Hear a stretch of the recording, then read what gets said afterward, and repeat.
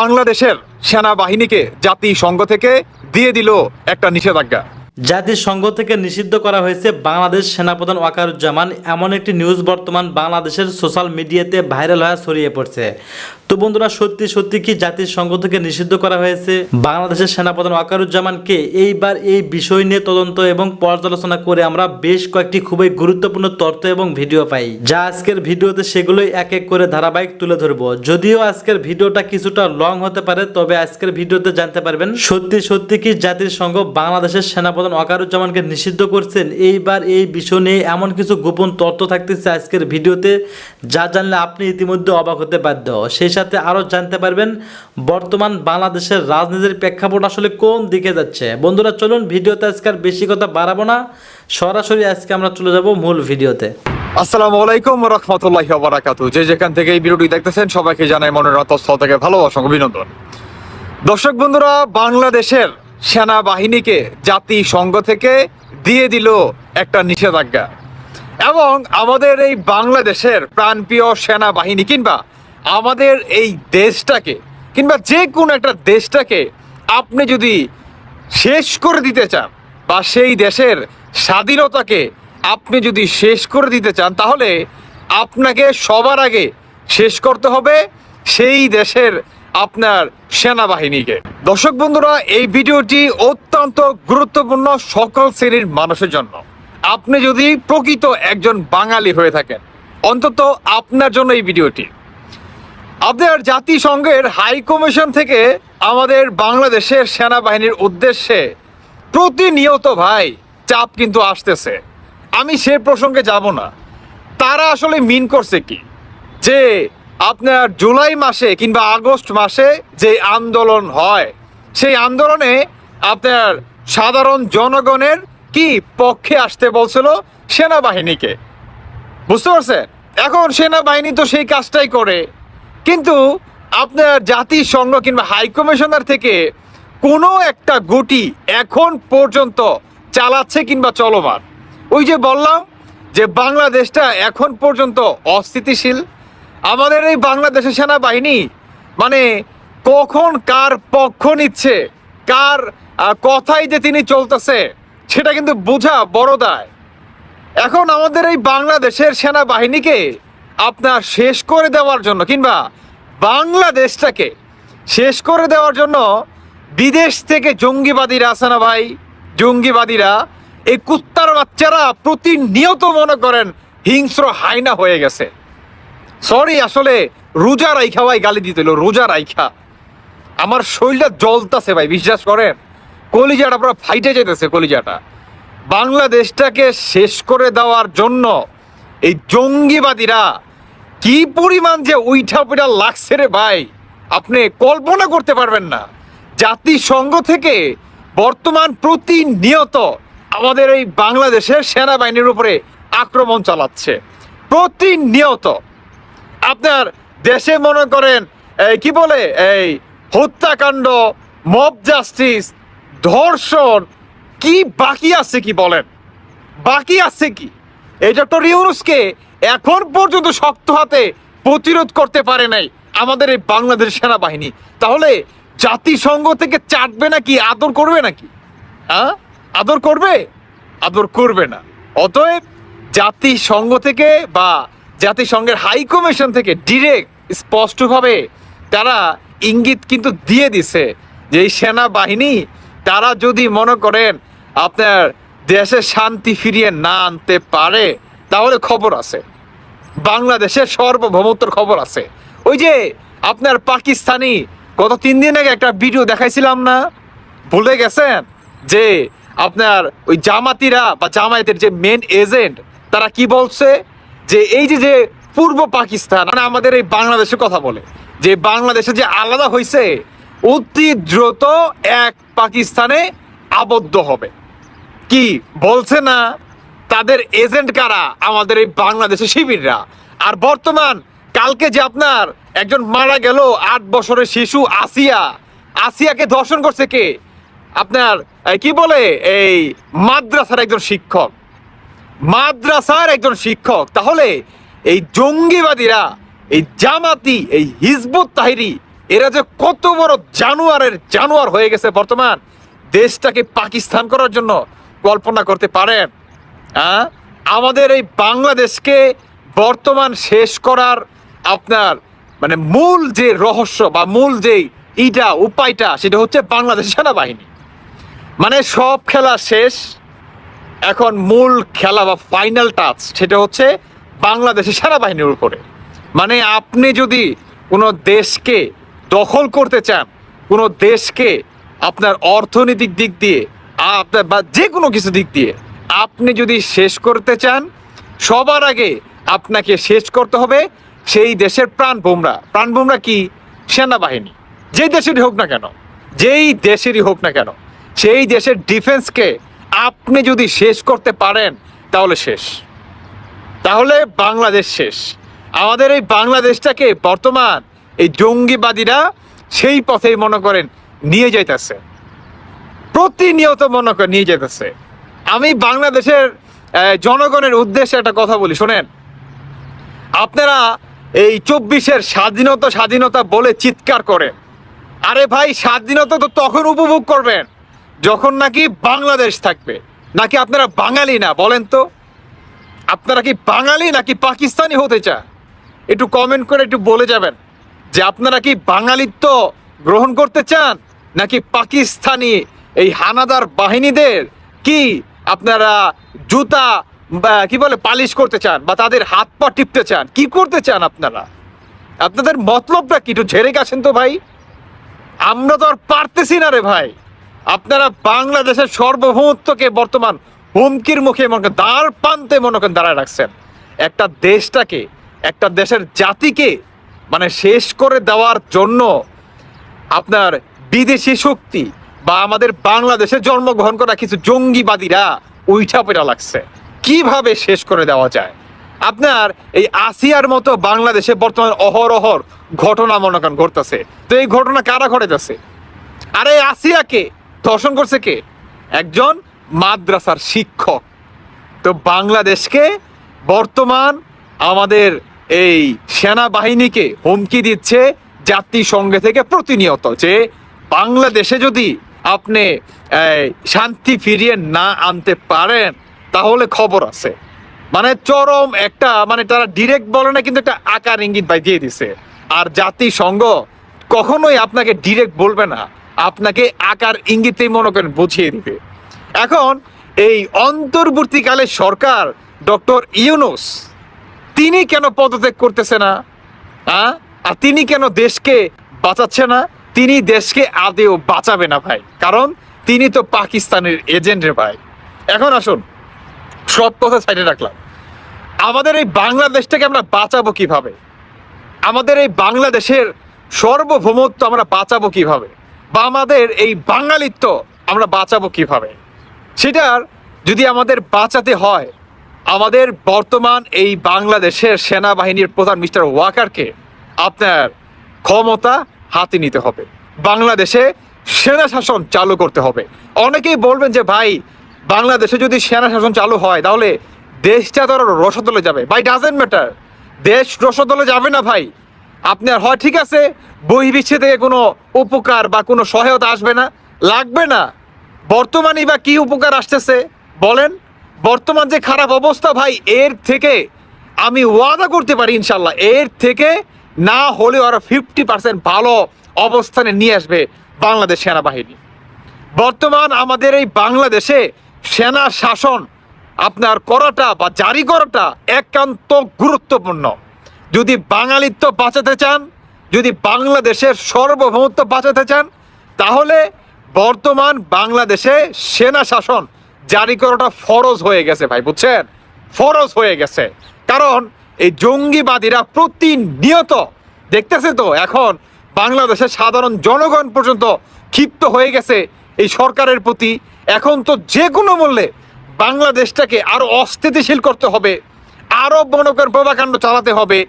এর জন্য ধর্ষণ মনে করেন চালু করে দিছে, মানে একটা দেশকে শেষ করা দেওয়ার জন্য, কিংবা বহির্বিশ্বে একটা জাতিকে আপনার কলঙ্ক জাতি হিসাবে তুলে ধরার জন্য যত কিছু প্রয়োজন ভাই, সমস্ত কিছু করতেছে এই পাকিস্তানি এজেন্টরা। বা এই জঙ্গিবাদীরা প্রতিনিয়ত একটা দেশকে কিভাবে মনে করেন শেষ করে দেওয়া যায়। তাই এই বর্তমান এই বাংলাদেশের জন্মগ্রহণকারীরা, এই কুত্তার বাচ্চারা আপনার প্রতিনিয়ত তারা মনে করেন বাংলাদেশের সেনাবাহিনীর প্রধান ওয়াকার কিংবা আমাদের এই বাংলাদেশের সেনাবাহিনীর পিছনে লাগছে, যে কিভাবে আমাদের এই বাংলাদেশের সেনাবাহিনীকে কিংবা সেনাবাহিনীর সার্বভৌমত্বকে শেষ করে দেওয়া যায়। বর্তমান তারা এই কাজটাই চালাচ্ছে কিংবা চলমান। আমাদের বাংলাদেশের সেনাবাহিনীকে নিয়ে আপনার বঙ্গবন্ধু শেখ মুজিবুর রহমানের কতটা আশা ছিল, যে এই বাহিনী হবে আমার প্রাণের বাহিনী, এই বাহিনী হবে আমার সোনার বাহিনী, সোনার বাংলার বাহিনী হবে। তোমরা বাংলাদেশের জনগণের, সাধারণ জনগণের হয়ে কাজ করবা।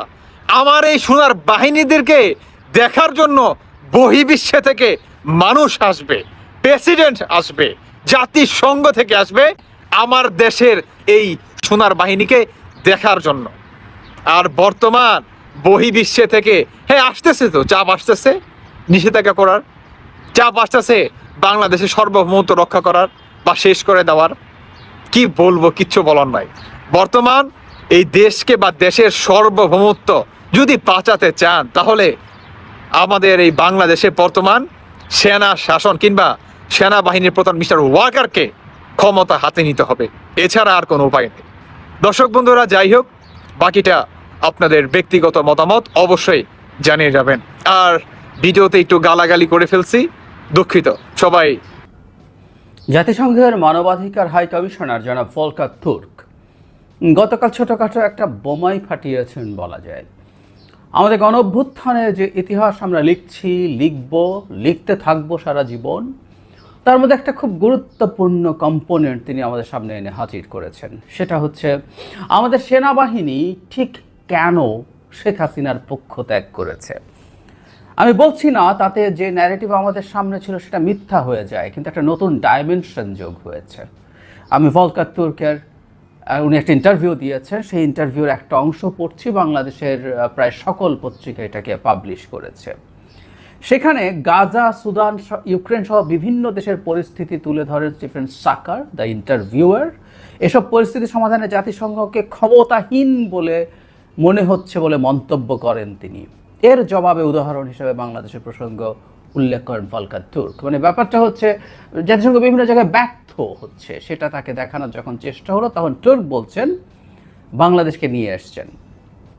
মানে এটা কথা প্রসঙ্গে এসছে, উনি যে আসলে ঠিক উনি চ্যালেঞ্জড হয়ে আসলে কথাটা বলেছেন, এটা আসলে ওপেনলি এভাবে আর বলা হয়নি। তিনি বলছেন, আমি গত বছরের বাংলাদেশের উদাহরণ দিচ্ছি। আপনি জানেন জুলাই আগস্টে সেখানে ছাত্রদের ব্যাপক বিক্ষোভ হয়। শেখ হাসিনার সে সময় ছাত্রদের উল্লেখ করছেন যেখানে ব্যাপক দমন পীড়ন চলছে। তারপর বলছেন তাদের জন্য বড় আশার জায়গা ছিল, আসলে আমরা কি বলি, আমরা কি করতে পারি, এবং আমরা ওই পরিস্থিতির উপর আলোকপাত করি। আমরা প্রকৃতপক্ষে সেনাবাহিনীকে সতর্ক করি, যদি তারা এতে জড়িত হয় এর অর্থ দাঁড়াবে তারা হয়তো আর শান্তিরক্ষী পাঠানোর দেশ থাকতে পারবে না। ফলে আমরা পরিবর্তন দেখলাম। ভলকার তুর্ক স্পষ্টভাবে দাবি করছেন যে তার এই হুমকি, এটা হুমকি আসলে, এটা ভদ্র ভাষায় বলা হয়েছে, সেনাবাহিনীকে কী ভাষায় বলা হয়েছিল জানি না, কিন্তু বলাটা একদম স্পষ্টভাবেই হুমকি, যে তোমরা যদি শেখ হাসিনার পক্ষ হয়ে এই নিরীহ জনগণের উপরে হত্যাকাণ্ড চালাও, গুলি চালাও, তাহলে তোমরা আর সৈন্য পাঠাতে পারবে না। মুহূর্তে আমাদের নিশ্চয়ই মনে পড়ে গেছে 1-11 সময় একই ধরনের একটা আলাপ সামনে এসেছিল। সেই ক্ষেত্রে একটা চিঠি এবং এইরকম কোনো দায়িত্বশীল মানুষের পক্ষ থেকে এটা আমরা শুনিনি। বলা হয় যে একটা ফেক চিঠি, সেই চিঠিটাও জেনুইন ছিল না বলে এই আলাপ আছে, এবং মোটামুটি প্রতিষ্ঠিত সত্য। একটা ফেক ফ্যাক্স দেখিয়ে বলা হয় যে সরকার, মানে 1-11 যদি ওই সরকারটা তৈরি না হয়, তাহলে মানে যেভাবে আগের সরকারটা ছিল, সে সময় একটা কাগজে কলমে তত্ত্বাবধায়ক সরকার ছিল, সেটা ভেঙে নতুন সরকার যদি তৈরি না হয়, তাহলে সেনাবাহিনীর সদস্যরা আর জাতিসংঘ শান্তিরক্ষী বাহিনীতে যেতে পারবে না। এরকম একটা ফেক চিঠি দেওয়া হয়েছিল এবং তাতেই কাজ হয়েছিল বলা হয়। এবারকারটা ফেক বলতে পারছি না, কারণ অত্যন্ত দায়িত্বশীল পদে থাকা, অত্যন্ত দায়িত্বশীল একজন মানুষ এটা বলেছেন।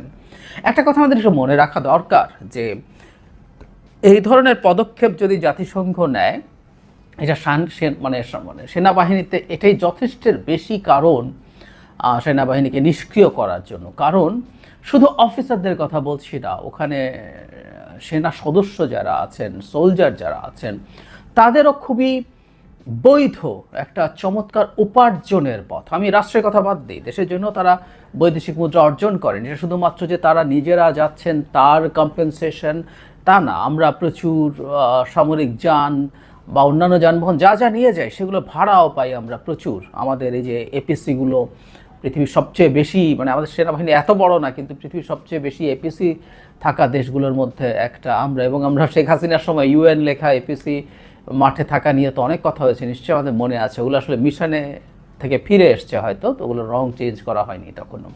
তো যাই হোক, যেটা বলছিলাম, আমরা সব কিছু দিয়ে রাষ্ট্র অনেক আর্ন করি, কিন্তু তার চেয়ে জরুরি কথা আসলে রাষ্ট্র যদি সরিয়েও রাখি, ব্যক্তিগতভাবে অফিসার্সরা, সৈন্যরা প্রত্যেকে খুবই সিগনিফিক্যান্ট অ্যামাউন্ট আর্ন করেন এই মিশনগুলো থেকে। এবং বাংলাদেশ যেহেতু লিডিং একটা দেশ এই ক্ষেত্রে, প্রচুর সৈন্য সদস্য উপার্জন করেন। সো সেটা বন্ধ হওয়া ইটসেলফ একজন মানে মেইন কমান্ডারের পক্ষে, সেনা প্রধানের পক্ষে ওই সিদ্ধান্ত মেনে নেওয়া আসলে তার পক্ষে আসলে সম্ভব না, এই সিদ্ধান্তের বাইরে যাওয়া। তার বাহিনী তার নিয়ন্ত্রণে থাকবে না। তাহলে এটাই প্রধান কারণ হিসাবে কেউ বলতেই পারেন। এখন আমি একটা অল্টারনেটিভ যে ন্যারেটিভটা আমাদের ছিল সেটা কি মিথ্যা?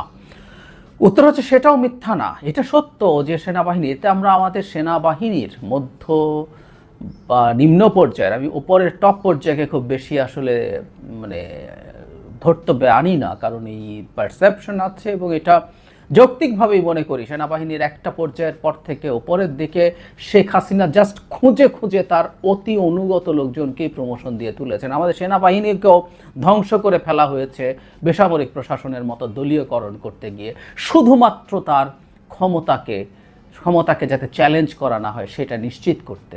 তো ফলে আমি উপরের দিকটাকে বাদ দিয়ে এভাবে বলি, কারণ ওই অভ্যুত্থানের সময় আমাদের মনে আছে নিশ্চয়ই, আমাদের সেনাপ্রধান বিভিন্ন পর্যায়ের সেনা সদস্যদেরকে নিয়ে একটা বড় সভা করেছিলেন এবং সেখানে রাইটলি ওখানে প্রেজেন্ট থাকা অনেকে, যাদের সাথে আমাদেরও প্রচুর অনেক মানুষের যোগাযোগ আছে, তারা রাইটলি জানিয়েছেন সেখানে সেনাবাহিনী অ্যাজ এ হোল শেখ হাসিনার পক্ষে আসলে আর ওভাবে দাঁড়িয়ে জনগণকে হত্যার জায়গায় যেতে চায়নি। এই চাপটা তীব্র ছিল, সুতরাং সেনাপ্রধান চাইলেও শেখ হাসিনার পক্ষে দাঁড়াতে পারতেন আমার মনে হয় না। বা শেখ হাসিনা তাত্ত্বিকভাবে ধরে নিচ্ছি মুহূর্তে জনাব ওয়াকারুজ্জামানকে সরিয়ে আরেকজন জেনারেলকে যদি সেনাপ্রধান বানিয়েও দিতেন, তার আরও অনুগত হোক, তার সেনাবাহিনীর উপরে সেই কমান্ড রাখা এবং তাদেরকে দিয়ে জনগণকে গুলি করে শত শত হাজার হাজার মানুষ হত্যা করানো সম্ভব ছিল বলে আমার মনে হয় না। আর যদি সেটা কেউ করতেও যেত, আমি মনে করি শেখ হাসিনার আসলে পতন ঠেকানো যেত না। এটা রাইটলি আমাদের সেনাবাহিনীর বিভিন্ন পর্যায়ের লোকজন বুঝেছিল। হত্যার সংখ্যা বাড়ানো যেতে পারে, মানুষ খুনের সংখ্যা বাড়ানো যেতে পারে।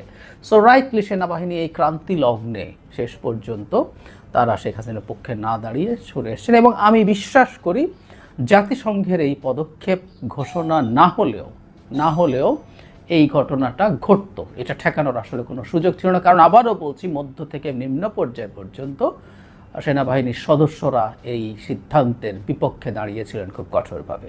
তবে একই সাথে এটা সত্য, জাতিসংঘের এই ধরনের হুমকি, এই ধরনের কড়া হুঁশিয়ারি অনেক দ্রুত কাজটা করেছে, অনেক সহজে কাজটা করেছে, এতে কোনো সন্দেহ নেই। কারণ জাতিসংঘ মানবাধিকার হাই কমিশনারের মতো মানুষ যখন এই হুমকি সেনাবাহিনীকে দেন, সেটাকে তারা কগনিজেন্সে নিতে বাধ্য হয়েছিল এবং সেটাও কাজ করেছে। এবং এটা একটা নতুন আলোচনা আমরা সামনে আস্তে আস্তে পাবো, সেটা হচ্ছে আমাদের এই মুভমেন্ট একেবারেই কোনো রকম কোনো বিদেশি সাহায্য ছাড়া হয়েছে কিনা, সেই আলাপটা নতুন করে আসবে। কারণ যত দিন যাচ্ছে আমরা দেখছি আমাদের মাঠের অভ্যুত্থানে যারা ছিলেন তাদের নিরাপত্তা সহ বিভিন্ন দায়িত্বে আন্তর্জাতিক সংস্থা বা আশ্রয় দেওয়ার ক্ষেত্রে দূতাবাস বা তাদের এক ধরনের ইনভলভমেন্টের কথা আস্তে আস্তে সামনে আসছে। জাতিসংঘের মতো গ্লোবাল প্রতিষ্ঠান এখানে দায়িত্ব পালন করেছে, খুবই সিগনিফিক্যান্ট রোল প্লে করেছে। এরকম হয়তো আরও কিছু আসবে, আরও কিছু যোগ হবে। এটা আমাদের সঠিক ইতিহাস লিখে রাখার জন্যই এটা কাজে লাগবে। কিন্তু এই মুভমেন্ট বিদেশিরা টাকা ঢেলে, বিদেশিরা টাকা দিয়ে একটা অভ্যুত্থান সংগঠিত করেছে বলে যে ন্যারেটিভ দীর্ঘদিন থেকে মূলত আমলিক তো করছে, তাদের কথা সরিয়ে রাখি, ভারতও দেওয়ার চেষ্টা করছে, এটা একেবারে ফালতু। একেবারেই ফালতু। এই ধরনের কিছু কিছু কাজ যেগুলো ক্যাটালিস্টের মতো কাজ করেছে, ওটুকুই। এই ঘটনাটা আমরা ঘটিয়েছি, এই দেশের জনগণ ঘটিয়েছে, এটা নিয়ে কোনো রকম কোনো কনফিউশনের কিছু নেই। এইরকম একটা ঘটনা, আরেকটা ঘটনা, আরও 2-4টা ঘটনা যুক্ত হতেই পারে। আমরা আবারও বলছি, এগুলো আমরা প্রকাশিত হোক বলেই আমরা চাই। আমরা একটা সঠিক ইতিহাস এই গণ অভ্যুত্থানের লিখতে চাই। তো সেই সবের জন্যই এটা লাগবে, এটা ইতিহাসের পার্ট হিসাবে। কোনো ইতিহাসকে আমাদের ভালো লাগুক খারাপ লাগুক আমরা লুকোতে চাই না, সেটা আসুক। কিন্তু সব কিছুর পরও with some help from different parts of the world, এটা আমাদেরই গণ অভ্যুত্থান, এটা আমরাই ঘটিয়েছি। এবং এমন একটা সময় ঘটিয়েছি যখন দীর্ঘদিন শেখ হাসিনাকে চাপ দেয়া আমেরিকাও কার্যত সরে গিয়েছিল ভারত। ইসলামিক দলের নারী নেত্রীদের উপরে হামলা চালিয়েছে কিছু দুর্বৃত্ত।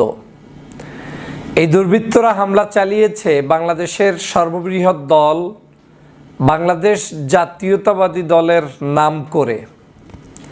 তারা এই সংগঠনের নেতাকর্মী পরিচয়ে পরিচিত। জামায়াতে ইসলাম বাংলাদেশের নারী নেত্রীরা তাদের একটি বৈঠক করতেছিলেন। সেই বৈঠকে গিয়ে এই ধরনের হামলা করেছে, যেখানে তাদের পর্দা, বোরকা, স্কার্ফ টেনে হিঁচড়ে খালি মাথায় রাস্তার উপরে দাঁড় করিয়ে রেখেছে, গালে চর থাপ্পড় মেরেছে। যেই সকল নারীরা ওখানে বৈঠকে উপস্থিত হয়েছে তাদেরকে ভৎসনা দিয়েছে, গালিগালাজ করেছে। এটা আমি বলছি এখন থেকে 20, 30, 50 বছর আগের কথা নয়, কিংবা শেখ হাসিনার আমলের কথাও নয়। আমি বলছি 5ই আগস্টের পরে নতুন বাংলাদেশ গঠন হওয়ার এই বাংলাদেশের বর্তমান চিত্রের কথাই বলছি। আমরা জুলাই বিপ্লব করেছিলাম যে বাংলাদেশের সকল শ্রেণী পেশার মানুষ, সকল রাজনৈতিক সংগঠনের নেতাকর্মী, সকল ধর্মমতের মানুষরা স্বাধীনভাবে তারা তাদের সকল কর্মকাণ্ড পরিচালনা করবে এই চিন্তার আলোকে। হাসিনার ফেসিবাদ থেকে মুক্ত হয়ে বাংলাদেশে সব দল মতের মানুষরা স্বাধীনভাবে কাজ করবে। স্পেশালি ধর্মীয় মূল্যবোধ এবং ধর্মভিত্তিক মানুষদের কার্যক্রম পরিচালনায় কোথাও কোনো বাধা আসবে না।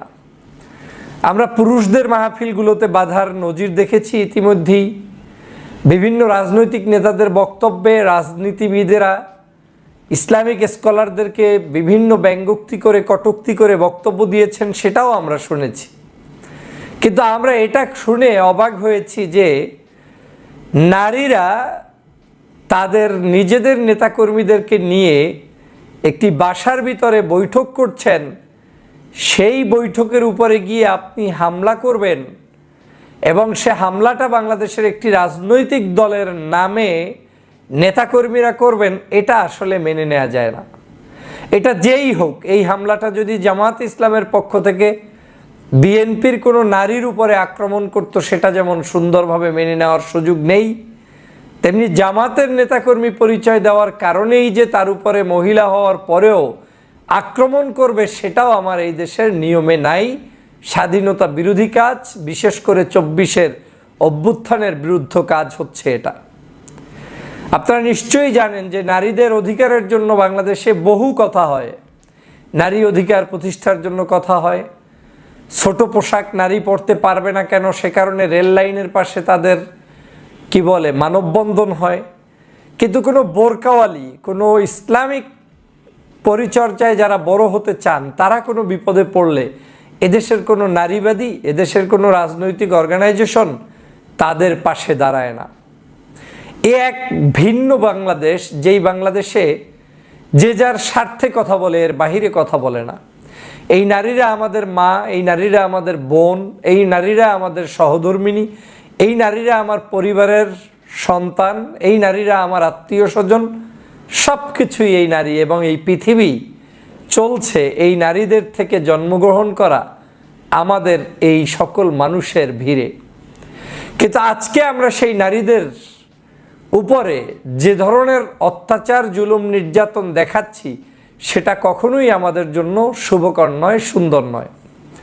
বিশেষ করে ধর্মীয় পালন করতে গিয়ে ইসলামিক কোনো একটি অর্গানাইজেশন তার নেতাকর্মীদেরকে নিয়ে বসবে, কথা বলবে, সেখানে তারা আলোচনা করবে, সেটা মন্দের তো কোনো কিছু নেই। এটা তো তার নৈতিক অধিকার। এদেশে যদি একটি গান হতে পারে, কনসার্ট হতে পারে, সিনেমা চলতে পারে, নায়ক নায়িকাদের অভিনয় চলতে পারে, বিভিন্ন নামে বেনামে আওয়ামী লীগের আপনার কি বলে মহিলা লীগের কাজ চলতে পারে, মহিলা দলের কাজ চলতে পারে, এভাবে করে ছাত্র ছাত্রীদের সংগঠনের কাজ চলতে পারে, জামাতের মহিলারা কাজ করবে, তাতে বাধা দেওয়ার কি আছে?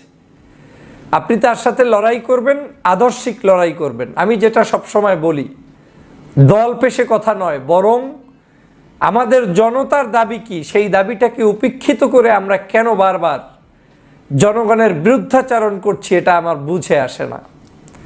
আজকের সমগ্র পত্রপত্রিকায় এই নিউজটি এসেছে যে এই নারীদেরকে আক্রমণ করেছে বিএনপির পরিচয় দেওয়া কিছু নেতারা। তারা কি করেছে শুনলে আপনি অবাক হবেন যে জামাতের সেক্রেটারি জেনারেল অভিযোগ করে বলছেন, মিয়া গোলাম পরোয়ার সাহেব, যে ঝিনাইদহের মহেশপুরে জামাতের নারী নেত্রীদের উপরে বিএনপির সন্ত্রাসীদের হামলার ন্যাক্কারজনক ঘটনায় তীব্র নিন্দা জানিয়েছেন। জামাতের নারী নেত্রীদের উপরে বিএনপির সন্ত্রাসীদের ন্যাক্কারজনক হামলার ঘটনা গত 5ই আগস্টের পূর্বে আওয়ামী ফ্যাসিবাদের সন্ত্রাসী তাণ্ডবকেও হার মানিয়েছে।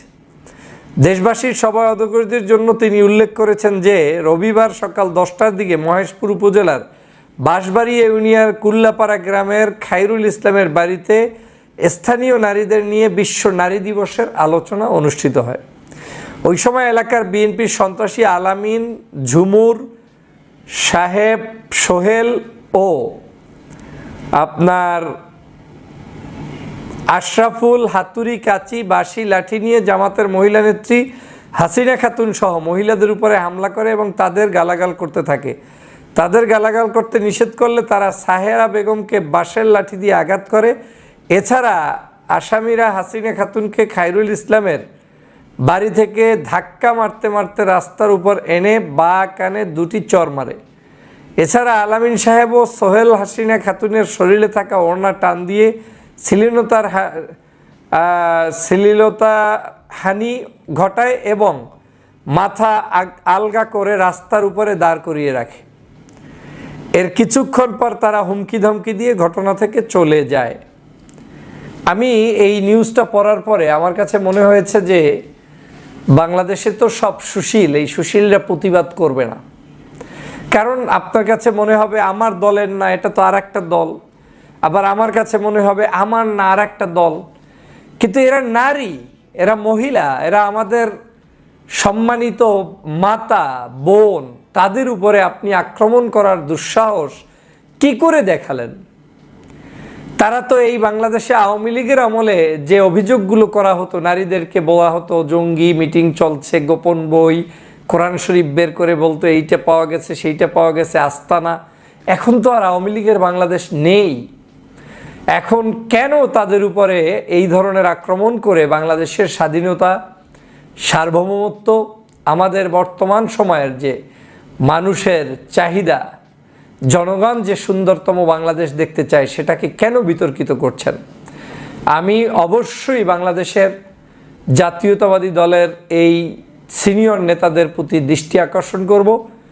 এর দৃষ্টান্তমূলক শাস্তি জনগণের সামনে দ্রুত সময়ের মধ্যে প্রকাশ করুন। পাশাপাশি সরকারকে অনুরোধ করব, যারা এই ন্যাক্কারজনক কর্মকাণ্ডটি ঘটিয়েছে এবং সৌহার্দ্যপূর্ণ বাংলাদেশ গঠন করার জন্য যে পরিবেশ, সেটাকে যারা নস্যাৎ করছে, তাদেরকে আইনের আশ্রয় এনে দ্রুত বিচার করতে হবে এবং এমন বিচার করতে হবে যাতে করে তারা এই বাংলাদেশে আর কোনো নারী নেত্রীদের উপরে, দূরের কথা কোনো শিশু, নারী নেত্রী, দল, মত কারো উপরে আক্রমণ করতে না পারে। বিশেষ করে নারীদের উপরে কোনো আক্রমণের দুঃসাহস কেউ দেখাতে না পারে, সে ব্যাপারে সজাগ দৃষ্টি রাখার জন্য উদাত্ত আহ্বান জানাই।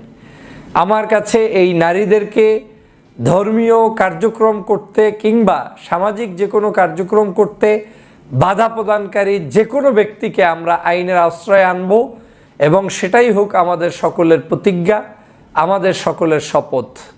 কারণ আমরা এই সোনার বাংলাদেশকে আর কোনো ঝঞ্ঝালের বাংলাদেশে দেখতে চাই না। আমরা এই বাংলাদেশকে একটি সুন্দর সুজলা সুফলা স্বাধীন বাংলাদেশ দেখতে চাই। ধন্যবাদ প্রিয় দর্শক, আমাদের ফুল ভিডিওটি দেখে কিন্তু বুঝতে পারছেন যে আজকের ভিডিওটি ছিল জাতিসংঘ থেকে নাকি নিষিদ্ধ করে দেওয়া হয়েছে বাংলাদেশ সেনাপ্রধান ওয়াকারুজ্জামানকে। এমন একটি নিউজ বর্তমান বাংলাদেশের সোশ্যাল মিডিয়াতে ভাইরাল হয়ে ছড়িয়ে পড়ছে। তো বন্ধুরা, এটা সত্য নাকি গুজব তা কিন্তু বুঝতে পারছেন। আমার যতটুকু মনে হয় এটা কিন্তু একটা গুজব। দয়া করে আপনাকে গুজবে কান দেবেন না, সম্পূর্ণ ভিডিওটি দেখে সঠিক তথ্য তখনই আপনি জানতে পারবেন। তো বন্ধুরা, এমন নিত্য নতুন আপডেট খবর সবার আগে পেতে চাইলে এখনই আমাদের এই পিচ্চি সাকিব ইউটিউব চ্যানেলটি সাবস্ক্রাইব করুন। ধন্যবাদ।